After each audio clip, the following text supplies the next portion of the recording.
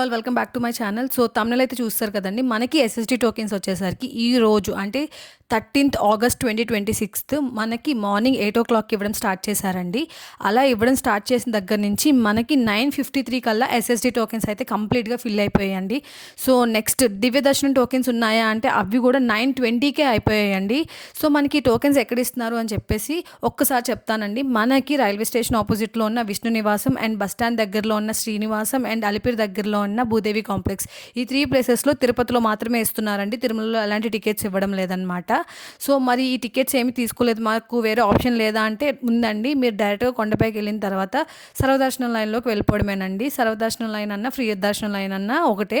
మనం ఆ లైన్లోకి వెళ్ళిపోతే మనకి దర్శనం ఇంచుమించుగా ప్రజెంట్ ఉన్న రష్ బట్టి అయితే 15 to 18 అవర్స్ టైం అన్నది పడుతుందండి. మరి ఈ ఎస్ఎస్డి టోకెన్స్ తీసుకున్న వాళ్ళకి ఎంత టైం పడుతుంది అంటే 4 to 5 అవర్స్ టైం అయితే పడుతుంది. సో అంటే టైం అంటే అటు ఇటు అవ్వచ్చండి. ఎగ్జాక్ట్ 4 to 5 అవర్స్ అని ఫిక్స్డ్గా ఏం లేదనమాట.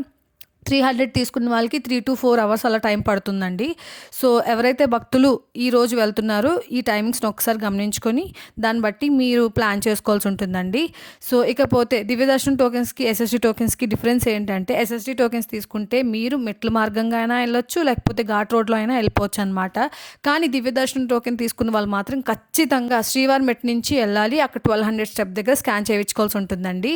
ఇకపోతే ఈ రోజు మనకి 2 టికెట్స్ అనేవి రిలీజ్ చేయడం జరిగిందండి. 13th ఆగస్ట్ 10 ఆన్లైన్లో. ఒకటి వచ్చేసరికి తిరుచానూరు పద్మావతి అమ్మవారి టెంపుల్లో 21st వరలక్ష్మి వ్రతం అయితే ఉంది కదండి, దానికి రిలేటెడ్ వరలక్ష్మి పూజలో మనం పార్టిసిపేట్ చేయడానికి టికెట్స్ అనేవి రిలీజ్ చేశారనమాట. సో దాని రిలేటెడ్ కూడా ఒక వీడియో పెట్టాను, ఇక్కడ నేను పక్కన ఐ కార్డ్స్లో యాడ్ చేస్తాను, ఒకసారి చెక్ చేసేసేయండి. అండ్ అంగప్రదక్షిణ టికెట్స్ ఎలక్ట్రానిక్ డిప్ ఫర్ లోకల్స్కి అయితే ఈరోజు 10 రిజిస్ట్రేషన్స్ అనేవి ఓపెన్ అయినాయి అండి.